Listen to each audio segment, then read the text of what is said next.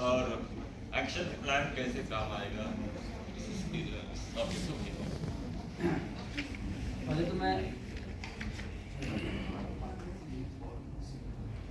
पहले तो मैं धन्यवाद करता हूं कि भाई ऐसा वर्कशॉप रखा है आप लोगों ने। ट्रेड यूनियन के नाते क्या है कि जिस प्रकार से हम लेबर के लिए लड़ाई लड़ते हैं, उनकी वेतन के लिए लड़ाई लड़ते हैं, उनके मिनिमम वेज के लिए लड़ाई लड़ते हैं, उनके लिए और भी अन्य चीज़ें के लिए लड़ाई लड़ते हैं, तो हम उसमें जो चाइल्ड लेबर है उसको भी जोड़ सकते हैं एज ए ट्रेड यूनियन, और जोड़ करके समाज के अंदर एक जागरूकता, क्योंकि हमारा जो सेंट्रल ट्रेड यूनियन है, हमारे साथ बहुत सारी यूनियन है। भारतीय मजदूर संघ के साथ 6500 यूनियन है पूरे देश भर के अंदर, 100 यूनियन हमारे साथ झारखंड में है। तो संगठित और असंगठित दोनों सेक्टरों में हम काम करते हैं। तो असंगठित क्षेत्र में ज़्यादा ये चीज़ें हैं। रेस्क्यू करना तो बताया कि रेस्क्यू का आसान है और चीज़ें आसान है, परंतु उसको बच्चे को एजुकेशन मिल जाए, सिस्टम ठीक हो जाए, उसकी आवश्यकता है। तो उसमें जो लेबर डिपार्टमेंट है या एजुकेशन डिपार्टमेंट है या जो भी डिपार्टमेंट है, गवर्नमेंट के साथ मिल करके ट्रेड यूनियन जो है कुछ चीज़ें कर सकती है सामाजिक स्तर पे, और इसको जन भागीदारी के द्वारा ही इसको पूरी तरह से समाप्त किया जा सकता है। जब तक जनता जनार्दन इसके साथ नहीं जुड़ेगी, जब तक सिविल सोसाइटी नहीं जुड़ेगी इसके साथ, तब तक करना मुश्किल है।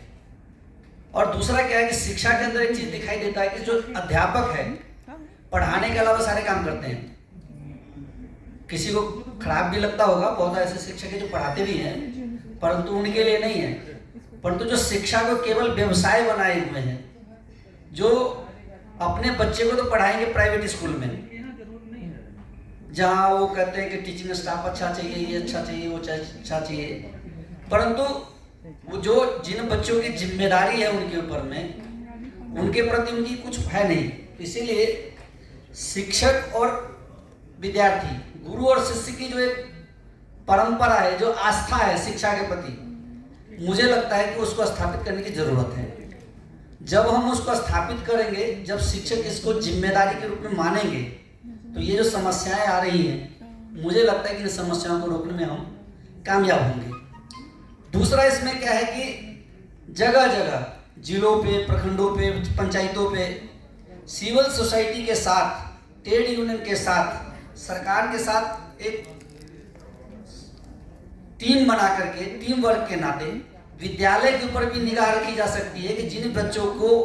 एजुकेशन के लिए भेजा जाता है, वहाँ की पढ़ाई का सिस्टम क्या है, विद्यालय चलता कैसे है, बच्चों का सिस्टम कैसे चल रहा है। ये सब चीज़ें निगरानी के लिए हमको लगता है कि छोटे छोटे सिस्टम्स खड़े करने की ज़रूरत है, टीम अलग अलग खड़े करने की ज़रूरत है पंचायत लेवल पे। और लास्ट में मेरा एक चीज़ और कहना है इसमें, ये तो है ही, और मैंने फिर कहा, मैं दोबारा इसको रिपीट कर रहा हूँ, as a trade union, central trade union, हम भी इसमें प्रयास करेंगे, पूरा सहयोग करेंगे इसमें हम। और जहाँ जहाँ हमारी टीम है, 24 जिले हैं, 24 जिलों में हमारी टीम है, हमारी नीचे भी टीम है, हम सभी टीमों में इसको एक विषय को लेके आएंगे, इसको हम चर्चा का विषय लेके आएंगे और कोशिश करेंगे कि उसको हम करें। दूसरा क्या है कि इसमें जो एक विषय और है, जिस प्रकार से सरकार बीओसी बोर्ड बनाई हुई है, बिल्डिंग अंडर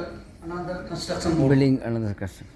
उसमें जो मजदूरों की जो चीजें हैं देते हैं, उसी प्रकार से मुझे क्या लगता है बाल श्रम के लिए जिनके माँ बाप जो कमाने वाला है या कमाने वाला नहीं है, या वही बीमार हो गया, मजबूरी है, मजबूरी में भेजते अपने बच्चों को, उसकी जो मजबूरियां हैं उसको कैसे समाप्त किया जाए, उस पर खाली चर्चा करने से नहीं होगा। उसके लिए सरकार को कोई ना कोई बोर्ड बनाना चाहिए। जिस प्रकार से प्रधानमंत्री राहत कोष बना रखा है, अपने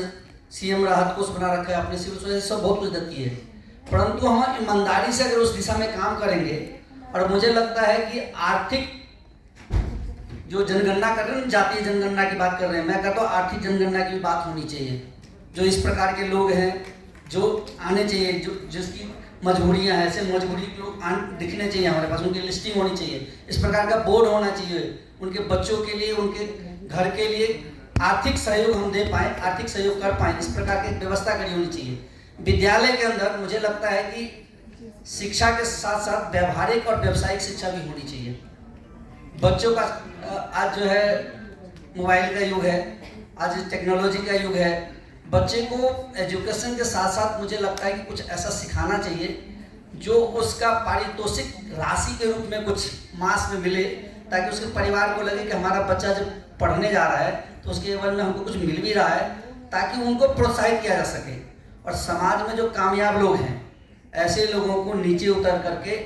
ये दिखाना चाहिए कि शिक्षा का पावर क्या है और व्यक्ति कहाँ तक जा सकता है। मुझे लगता है कि इस दिशा में हम जाएंगे तो हम इस चीज़ की तरफ आगे बढ़ पाएंगे। और एक्शन है हमारा, एक्शन यही है कि हम नीचे उतर के इसको करने का प्रयास करें।